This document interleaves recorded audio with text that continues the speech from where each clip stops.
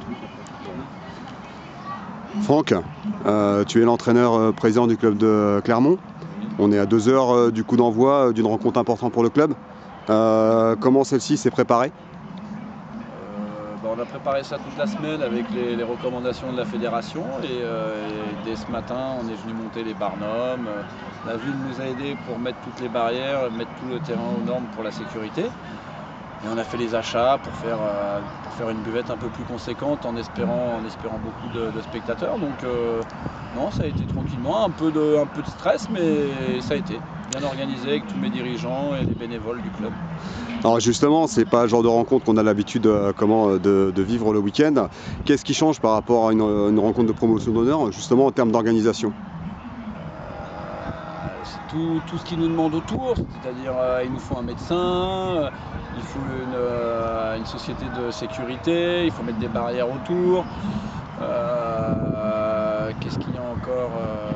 Il y a l'accueil des équipes, je veux dire, là on accueille une équipe de nationale, donc il faut que ça soit sécurisé pour pas qu'ils soient embêtés. Et donc ouais, totalement différent d'un match de PH où on arrive 1h30 avant le match, et là on a préparé ça toute la semaine et depuis ce matin 9h, donc c'est clair que ça fait beaucoup de choses pour un simple match de foot, mais il faut le faire, donc pour être voilà, c'est le fait d'être au 7e tour, donc on est obligé de se mettre aux normes, mais dans l'ensemble ça s'est pas trop mal passé, et bon, il n'y a pas trop de choses à modifier non plus, quoi. Donc ça va.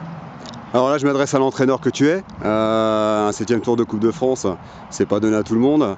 Toi, je sais que tu l'as vécu il y a quelques années avec Chantilly. Comment on prépare une rencontre comme celle-ci? J'ai pas voulu avec Mimoun cette semaine, on n'a pas changé spécialement les habitudes.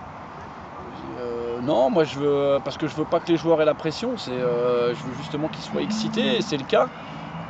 Mais à la rigueur, la pression, je pense que c'est moi qui l'ai plus qu'eux. Je suis un peu beaucoup stressé, et on a fait. Mais cette semaine, non, on a fait beaucoup de jeux, on est resté sur du jeu. Et puis de les mettre en confiance. Et puis hier c'est pareil, on a fait une petite séance tranquille, et j'ai pas modifié, non, j'ai pas modifié, même dans l'approche du match, je les ai convoqués 1h30 avant le match pour qu'on puisse boire un café et qu'ils puissent prendre l'air, discuter un petit peu. Donc non, je te dis, j'ai tout fait pour pas leur mettre de pression, et à la rigueur c'est moi qui me la met. Alors c'est le fait d'être président-entraîneur, mais voilà, parce que j'ai vraiment envie de les mettre dans les meilleures dispositions pour les pousser à faire cet exploit et à aller au 8e tour. Alors justement, tu parles de séance d'hier, comment tu as senti tes joueurs lors de cette dernière séance? Eux bien, moi stressé, je vais pas te le cacher. Ouais, j'étais stressé, très tendu. Donc alors après, je sais pas si c'est toute la semaine tout ça, mais bon, j'étais un peu stressé, tendu, beaucoup stressé, beaucoup tendu, alors qu'eux étaient beaucoup plus détendus. Et voilà, donc bien, non, je les ai sentis, je les sens bien, quoi. Alors après, c'est mon avis d'avant-match, mais ouais, je les sens prêts, les 16 à faire un coup, quoi. Donc maintenant, il me reste 2 heures pour les mettre dans les meilleures conditions, leur donner toutes les indications que je peux avoir sur Quevilly. Et après, à 16 heures, on démarre et c'est 50-50, quoi, il y a 0-0. Ton pronostic pour la rencontre? On va bien gagner 2-1. On va bien gagner 2-1 avec un but de Bastien Benoît sur coup franc et un but d'un de mes défenseurs de la tête.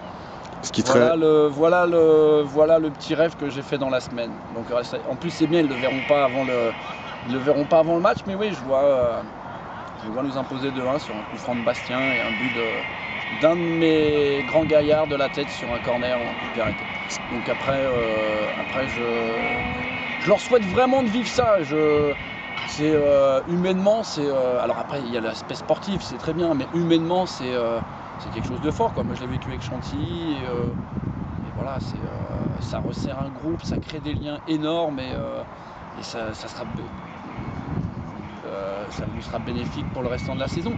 Mais si l'aventure vient à s'arrêter aujourd'hui, ça changera rien, on continuera notre train-train quotidien avec le championnat et les coupes régionales, mais c'est vrai qu'avec ce groupe-là, tu vois, une comparaison avec la saison dernière, je trouve que le groupe est bien réceptif, même s'il y a toujours des...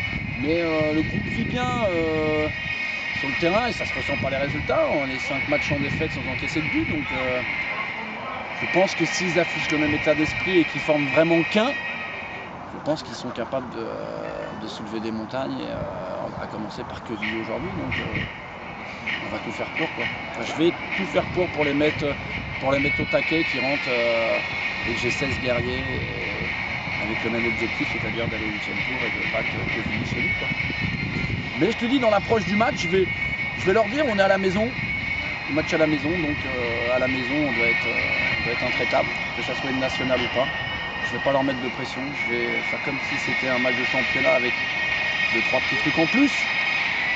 Et après c'est du foot, quoi. Donc la Coupe de France, c'est fait pour faire rêver les clubs amateurs, donc j'ai envie que Clermont ce soir rêve. Donc voilà, réponse dans 4 heures. Merci Franck, bon match.